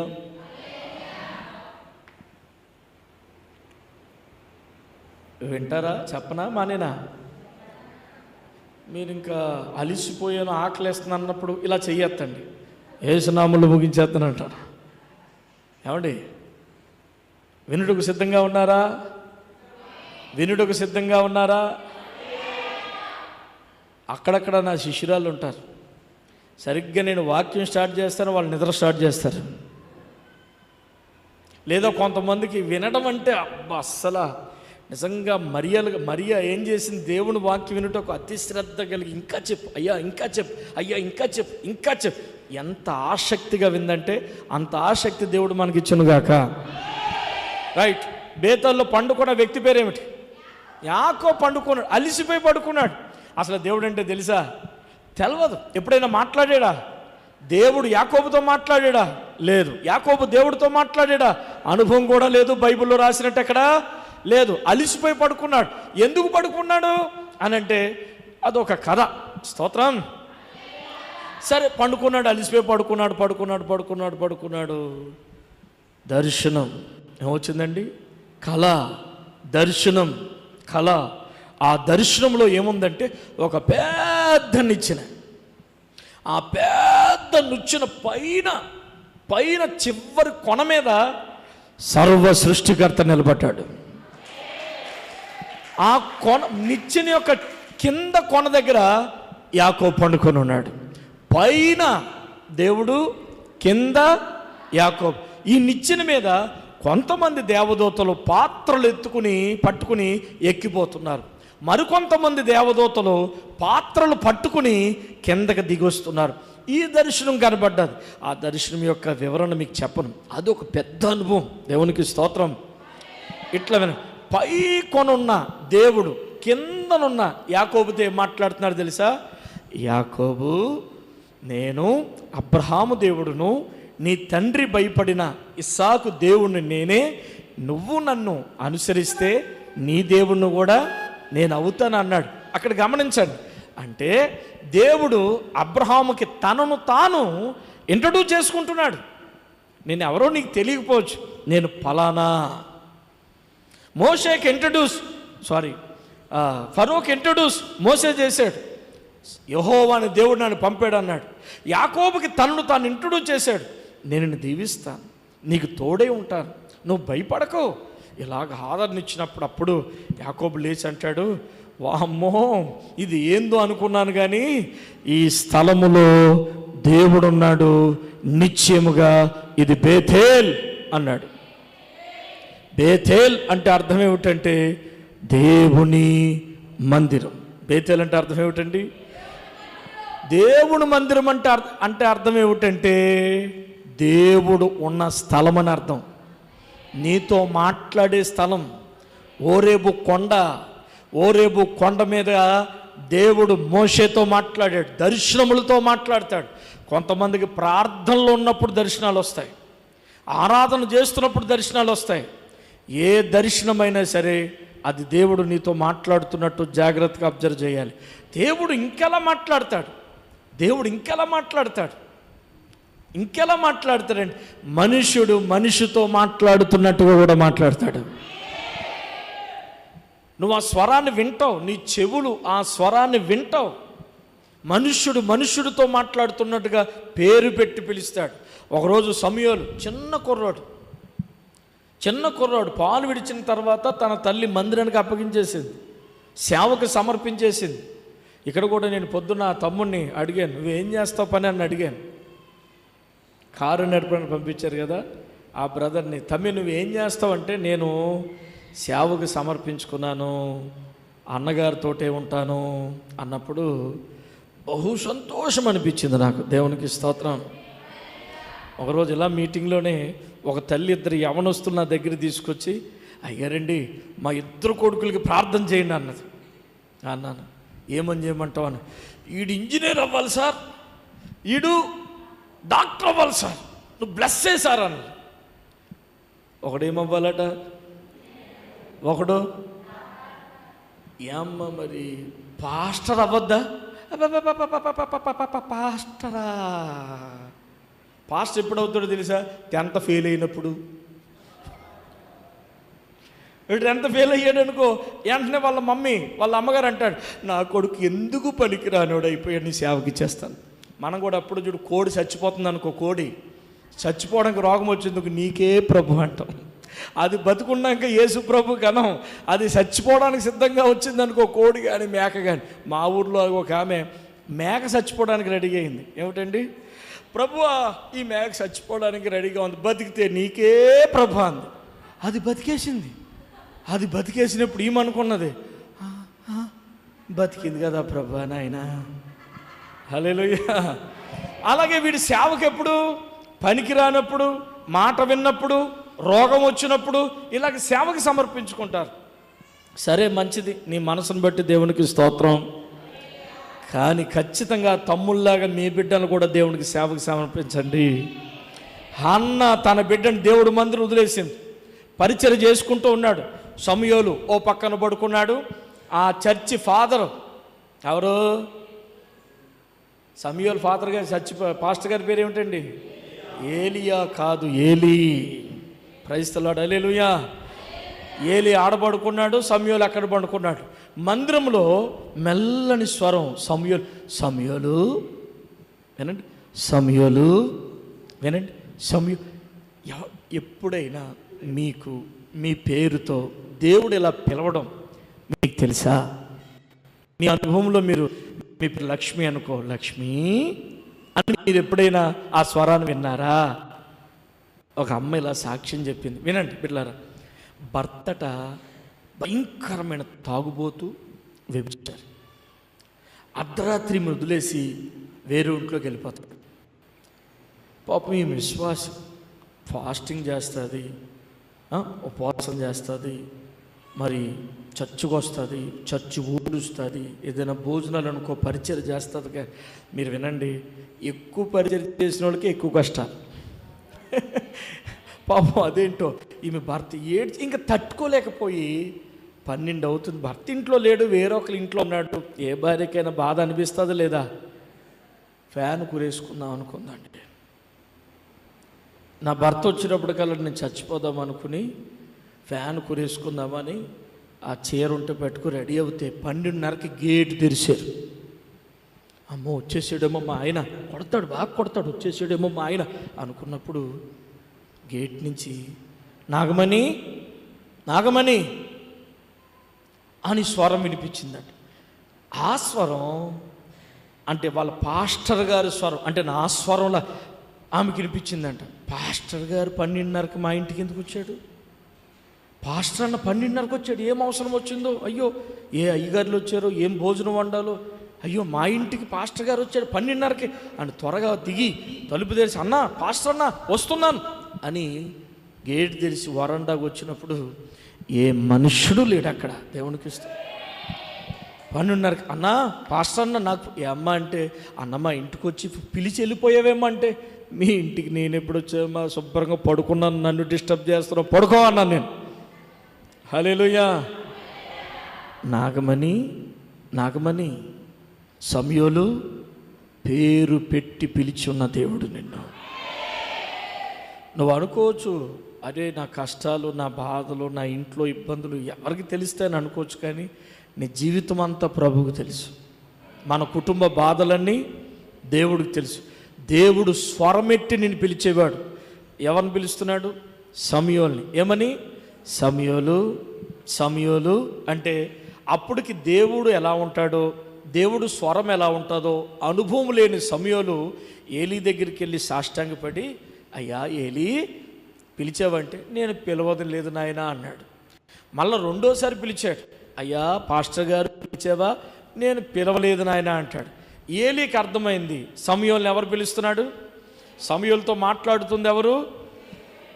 మరి ఏలీతో ఎందుకు మాట్లాడతలేదు? అదే మందిరంలో ఉన్న సమూయేలుతో మాట్లాడుతున్నాడు. అదే మందిరంలో ఉన్న ఏలీకి స్వరం వినబడతలేదు.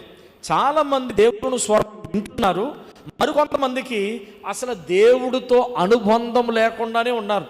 వస్తున్నారు, కూర్చుంటున్నారు, పోతున్నారు, దేవుడితో ఎటువంటి రిలేషన్. వింటున్నారమ్మా? ఎట్లా చూడాలి? ఏం పెట్టుకోవాలి? రిలేషన్, రక్తబంధం. దేవుడితో నీకు అనుబంధం కలిగి ఉండాలి. ఏ బంధం కలిగి ఉండాలి? సమూయేలుకి వినబడ్డది, ఏలీకి వినబడలేదు. నీకు వినబడుతుందా? సమూయేలు మనసు చిన్న పిల్లవాని వాని మనసు దేవుడితో ఉంది. ఏలీ మనసు దేవుడు మాటకు లోబడనంత గట్టిగా మారిపోయింది, దూరంగా మారిపోయింది, కఠినంగా మారిపోయింది, పాపముతో నిండిపోయింది, లోకముతో నిండిపోయింది. దేవుని స్వరం వినలేనేటువంటి చెవులు మందగిలిపోయినాయి. వినే చెవి, గ్రహించే హృదయము, దేవుని కృప. చప్పలు కూడా దేవునికి స్తోత్రం పలుకుదాం. మాట్లాడుతున్న దేవుడు మాట నీకు వినబడుతుందా? యేసయ్య మాట వినబడే సమూయేలులా ఉన్నావా? యేసయ్య మాట వినలేని ఏలీలా ఉన్నావా? లోకముందా, పాపముందా, ఏముంది, దేవుని స్వరం నాకు వినపడలేదు సార్ అనేటువంటి ఆ స్థితిలో ఉన్నావా? దేవుడు మాట్లాడాడు. బాగా గమనించండి, దేవుడు నీతో ఎప్పుడైతే మాట్లాడతాడో, దేవుడి స్వరం ఎప్పుడైతే నువ్వు వింటావో, అప్పుడు నీ స్థితి, నీ గమ్యం కూడా మారిపోతుంది. నీ భక్తి మారిపోతుంది, నువ్వు మారిపోతావు, నీ జీవితం మారిపోతుంది. దేవుడు మాట బండను బద్దలు కొట్టే శుద్ధి లాంటిది. ఆ మాట నీ దగ్గరికి రాకపోతే ఒక రాయివే. ఒక రాయి ఎలా ఉంటుంది అలా ఉంటావు మందిరంలో. గంట వాక్యం విను, 2 గంటల వాక్యం విను. ఒక రోజులో 2 గంటల వాక్యం చెప్పాను. ఎవరి కోసం? ఏలీ కోసం చెప్పి మధ్యలో ములక్కాల కోసం చెప్పాను. దేనికోసం అండి? ఏంటంటే నేను ఉద్యోగం చేసేటప్పుడు యవనస్తులుగా ఉన్నప్పుడు కూర ఏం వండుకోక పక్కింటి ఆమె ములక్కాళ్ళు చెప్పా పెట్టకని తీసుకొచ్చాము, అది తప్పు అని చెప్పాను. 2 గంటల వాక్యంలో ఒక 2 నిమిషాలు చెప్పాను. ఇంటికి వెళ్ళింది. వాళ్ళు ఆయన అడిగాడు, ఎవరు వచ్చారే? ఎవరో సంగారెడ్డి నుంచి పాస్టర్ గారు వచ్చారండి. ఏం చెప్పారంటే ములక్కాల కోసం చెప్పాడు అంది. హల్లెలూయా. 2 గంటల వాక్యం నేనేం చెప్పి తిని? ఏలియా కోసం చెప్పి తిని. Praise the lord. 2 నిమిషాలు దేనికోసం చెప్పి తిని? ఈమెకు 2 గంటలు చెప్పిన వాక్యం అర్థం కాలేదు, కానీ 2 నిమిషాలు చెప్పిన ములక్కాలు మాత్రము దేవునికి స్తోత్రం. హల్లెలూయా. గట్టిగా చెప్పండి. ఇప్పుడు వాక్యము మెత్తని భూమి మీద పోసిన నీళ్ళలా ఉన్నాయా, బండ మీద పోసిన నీళ్ళలా ఉన్నాయా? బండ మీద ఎంత పోయి ఎంత కూడా లోపలికి వెళ్తుంది. మెత్తని నీళ్ళ మీద ఎంత పోసినా మొత్తం లోపలికి వెళ్తుంది. నీ గుండె బండలా ఉందా? నీ గుండె మెత్తన నేలగా ఉన్నాయా? మెత్తన నేల మీద పడిన విత్తనాలు 30 దంతులుగా, 60 దంతులుగా, 100 దంతులుగా ఫలించాయి. వాక్యం ఎప్పుడైతే నీ లోపలికి వెళ్తుందో బ్రతుకు అప్పుడే ఫలిస్తుంది. ఆమేన్. హల్లెలూయా. సో అనుభవం. ఓరేబు కొండెక్కిన మోషేకు గొప్ప అనుభవం ఏమిటంటే, దేవుడు అనేవాడు లోకాలను సృష్టించిన సృష్టికర్త, లోకాలను సృష్టించిన సృష్టికర్త దేవుడు. దేవుడు దేవుడు మానవుడితో మాట్లాడుతున్నాడు. ఎంత గొప్ప అనుభవం అండి. యేసయ్యా మాట్లాడేవా? దేవుడు మాట్లాడుతున్నాడు. ఆ మాట వినే సమయంలో ఉన్నావా? వినబడని ఏలీలా ఉన్నావా? దేవుడు మన అందరితో మందిరములో మాట్లాడునుగాక. నేను ఇంకా ముందుకెళ్తాను, వినండి. మోషే పొందుకున్న మరొక అనుభవం అక్కడే ఉంది. అసలు మీకు సీనాయి కొండ మీదకి లేదా ఓరేపు కొండ మీదకి మోషే ఎన్నిసార్లు ఎక్కిపోయాడు అని చూస్తే, మోషే సీనాయి కొండ మీదకి రమారమి 7 సార్లు ఎక్కిపోయినట్టు ఉంటుంది. ఎన్నిసార్లు అండి? 7 టైమ్స్ ఎక్కాడు దిగాడు, ఎక్కాడు దిగాడు, ఎక్కాడు దిగాడు. అలాగే నయమాను యోర్దాను నదిలో 7 సార్లు మునిగినట్టు ఉంటుంది. మందిరంలో ఎప్పుడు కూడా, మందిరం యొక్క స్థానం ఎప్పుడు కూడా పరిపూర్ణంగా ఇవ్వాలి తప్ప అట ఇట ఇవ్వకూడదు. మందిరం అంటే పూర్తిగా నువ్వు దేవునికి స్థానం ఇవ్వాలి. స్తోత్రం.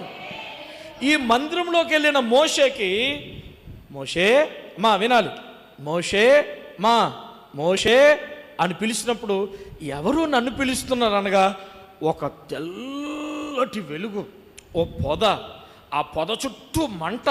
పొద కాలిపోవట్లేదు, కానీ ఆ పొద చుట్టూ ఏముందండి? వెలుగే ఉంది. అసలు ఎవరు ఈ వెలుగు? యోహాను సువార్త 8వ అధ్యాయము 14వ వచనం రాయబడుతుంది, నేను లోకమునకు నిజమైన వెలుగునై ఉన్నాను. నేను వెలుగు. ఎవరండి వెలుగంటే? ఎవరండి? యేసయ్యే. స్తోత్రం.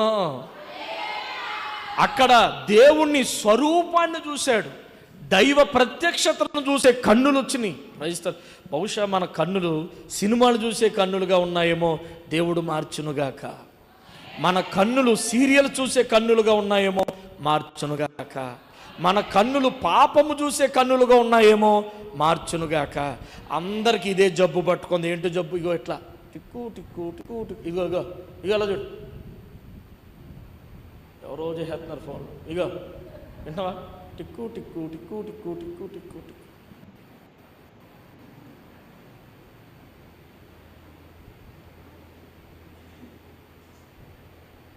ఇలా వేస్తా కుర్రోడికి నిదట్లో కూడా ఇలా అంటున్నాడు.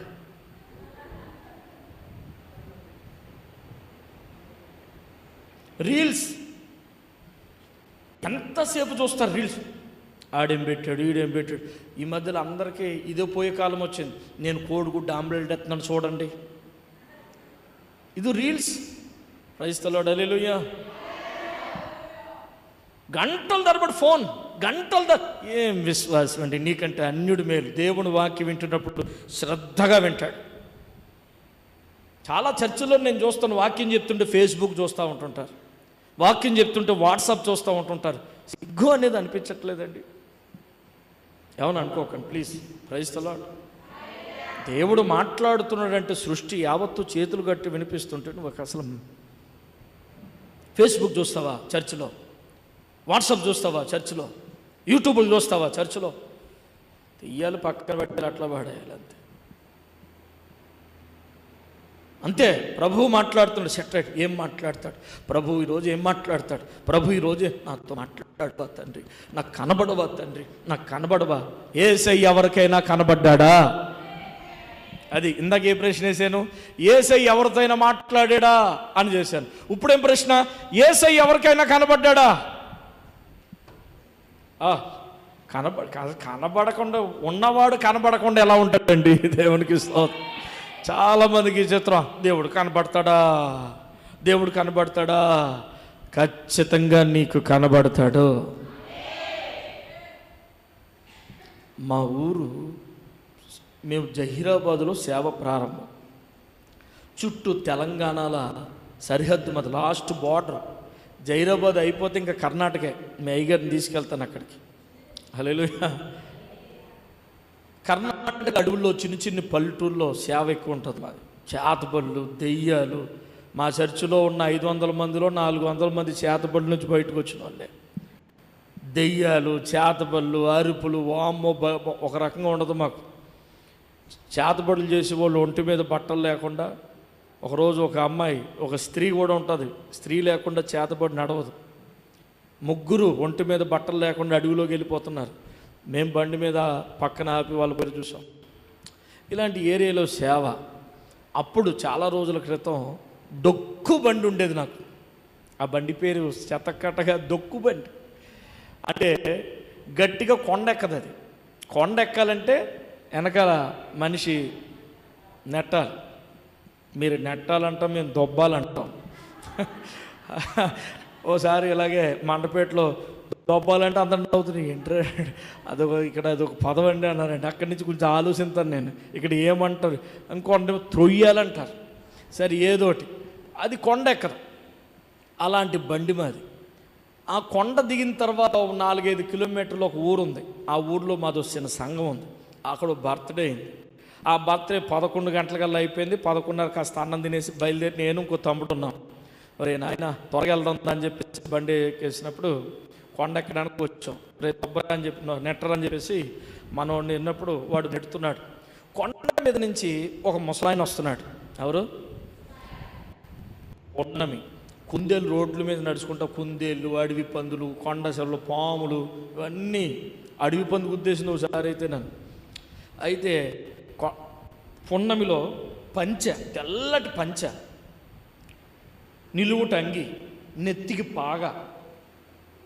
మనిషి ఎంతో లేడు, నా జబ్బలకు వస్తాడు, పొట్టిగా ఉన్నాడు. మా ఓడికి అసలు భయం. ఎవరికి? మాకున్న వాళ్ళందరూ అలాగే తయారయ్యారు. నాతో వచ్చే వాళ్ళందరికీ నాకంటే భయం. నాకే భయం అంటే నాకంటే భయం. వీళ్ళు ఎలాంటోళ్ళో చూడండి. ఒకరోజు ఒక ఊరికి వెళ్ళాం. ఎలా ఉండండి, మా అనుభవాలు చెప్పనండి మీతోటి. సాయంత్రం అయినా పర్లేదు, దేవునికి స్తోత్రం. ఒక ఊరికి వెళితే పైనేమో దొంగలు, 3 దొంగలు, కింద మేము. ఒరే మీరు పాస్టర్ రండిరా అన్నాడు. మా ఓళ్ళు చూసారా, చేతులు కట్టి, అన్న మిమ్మల్ని పిలుతున్నాడు పోండి అన్నాడు. ఇలా మా వాళ్ళు ఎంత దుర్మార్గులో చూడు. దొంగలు మీలో పాస్టర్ ఎవరు రండి అంటే ఈ 2 శిష్యులు నాకు కాపుదలు ఉండాలి కదా, మోషేకి తోడున్నట్టుగా. వీళ్ళు మీకేం భయం లేదన్న మిమ్మల్ని పిలుస్తున్నాడు, మీరు పోండి అన్నాడు. నాకు ఓరు దుర్మార్గులారా, నాకు ఎంత పని చేస్తారా మీరు, దొంగలారా, వీడు పెద్ద పాస్టర్, వీడు చిన్న పాస్టర్ అని చెప్పి నేను మరి నేను కూడా ఆడికంటే ఎక్కువ చదివాను కదా. హల్లెలూయా. ఇలాంటి వాళ్ళు ఉన్నారు మనకి. వీడు వెనకాల నెట్టుతున్నాడు, పైనుంచి వస్తున్నాడు. ఒరే అంటాడు, అన్న దొంగ వస్తున్నాడేమో. దొంగలు వస్తారు, ఇంత కత్తులతో వస్తారు, 50 రూపాయలకి 100 రూపాయలకి మనుషులు చంపేసి రోడ్ల మీద పాడేస్తారు. పక్కన ఎన్నో శవాలు చూసాం మేము. 50 రూపాయలకి 100 రూపాయలకి. ఆ రోజు ఇప్పుడు తగ్గినాయి, ఆ రోజులు అలా ఉండేవి తెలంగాణ రాకముందు. అయితే అన్న దొంగ వస్తే నువ్వేం భయపడక, దొంగ వస్తే మన దగ్గరకు వస్తాడు సీదా. మన దగ్గరకు వస్తే బండి వదిలేసి అడవిలో పారిపోతాం. ఎంత దూరం పరిగెడతారా మనతోటి అన్నాను. ఒకవేళ ఆయన ఊరు మనిషి అయితే మన దగ్గరికి రాకుండా సీదా పోతాడు అన్నాను. సరే అలా కొండ దిగుతున్నాడు. ఈ మనిషి మా దగ్గరికి రావడం స్టార్ట్ చేశాడు. అన్నో చెత్తుడు ఆగ్రాబాయ్ అన్నాడు. వత్త అన్నాడు. బాబు ఎక్కడ పోతున్నారు అన్నాడు. జైరాబాద్ పోతున్నాలే, పో అని తొందరతో ఈ మధ్య అని దాటేసిన తర్వాత అన్నాడు, చాలా కష్టపడుతున్నావు, క్షేమంగా పోతావు, పోయిరా నాయన అన్నాడు. అలాగలగలే అని చెప్పేసి వెళ్ళిపోయినప్పుడు 2 అడుగులు ఇక్కడి నుంచి ఆ కెమెరా అంతా అడిగి ఏమన్నాడు, చాలా కష్టపడుతున్నావు అంటే. ఇప్పుడు అభిషేక్ గారు ఎంత కష్టపడ్డారు తెలిసిన వ్యక్తే మాట్లాడతారు. ఆయన కష్టం తెలిసిన వ్యక్తి, బ్రదర్ మీరు ఎంత కష్టపడుతున్నారు అంటాడు. ఏంటినా నేను ఎవరో తెలిసినట్టుగా చాలా కష్టపడుతున్నావు, క్షేమంగా పోయిరావు అంటున్నాడు. ఎవరైనా వెనక్కి తిరిగి చూసాం బిడ్డలారా, బైబిల్ సాక్షి చెప్తున్నాను. ఇంకో తమ్ముడు కూడా నాతో ఉన్నాడు. మనిషే లేడు అక్కడ, మనిషే లేడు అక్కడ. పున్నమి కిలోమీటర్ దూరం బండి అక్కడ పక్కన పడేసాం. ఆ తమ్ముడు నేను ఆ అడవిలోని మోకరించి ఏడ్చాం అరగంట. హల్లెలూయా. నన్ను చూచువాడా నిత్యం వద్దాం, నన్ను వద్దు ఓడికే 2 పదాలు అంతే. దేవుడు మనల్ని చూస్తున్నాడా లేదా? రాత్రైనా చూస్తున్నాడా లేదా? పగలైనా చూస్తున్నాడా లేదా? దేవుడు కనబడ్డా? ఆగరులో ఏడుస్తున్నా, అరణ్యంలో ఏడుస్తున్నా హాగరికి దేవుడు కనబడితే ఏమంటది తెలుసా? చూచుచున్నా దేవుడు నీకు కనబడ్డా? Praise the lord. దమస్కు పట్టణానికి వెళుతున్నాడు ఒక హింసకుడు, దోషకుడు. అక్కడ క్రైస్తవ సంఘాన్ని హింసించాలని వెళుతున్నాడు హింసకుడు, దోషకుడు. ఒక గొప్ప వెలుగు సౌలు కన్నులతో చూశాడు. ఆ కన్నులు పోయినాయి. ఒక స్వరం వినబడుతుంది, సౌలా సౌలా నువ్వు నన్ను ఎలా హింసిస్తున్నావంటే. ఎవరు ప్రభు అంటే, నీ హింసించుచున్నా. చూసారా? మందిరములో ఉన్న నీవు, నీ ఆలోచన ఎలా ఉండాలంటే, దేవుడు నాకు కనబడితే బాగుంది కూడికల్లో, నా కన్నులు ప్రభువును చూస్తే బాగుండు, సర్వశక్తిమంతుడు నా కన్నులు కనబడితే బాగుండు, దేవుడు నన్ను ముడితే బాగుండు, దేవుడు నాతో మాట్లాడితే బాగుండు. ఓరేబు కొండ మీద మోషే అనుభవాలు పొందుకున్నాడు కాబట్టి ఫరో